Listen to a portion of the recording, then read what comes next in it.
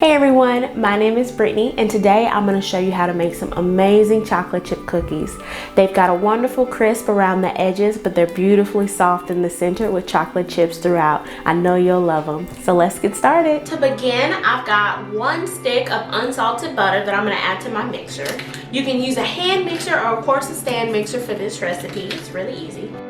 Next, I'm going to add 1/3 cup of brown sugar plus 1 teaspoon. I've got 1/3 cup of sugar plus 1 teaspoon.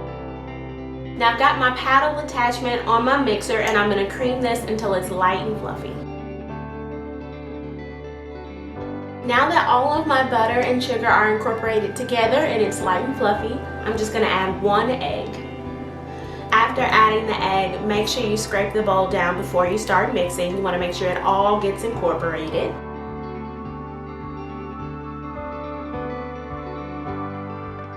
Now that my egg is all incorporated, I'm going to go ahead and scrape the bowl and then add 1/2 teaspoon of vanilla extract, 1/2 teaspoon of salt, and then 1 teaspoon of baking soda.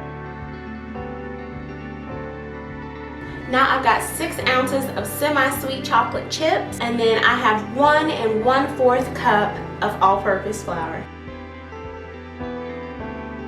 Now you want to mix this until it's just combined. You don't want to overmix your cookies, that'll make them tough. I'm going to spray my pan with some Pam spray.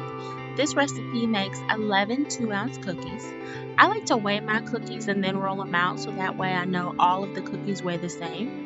If you would like to know where I got this scale, I actually got it off Amazon and I put the link to it down in the description box.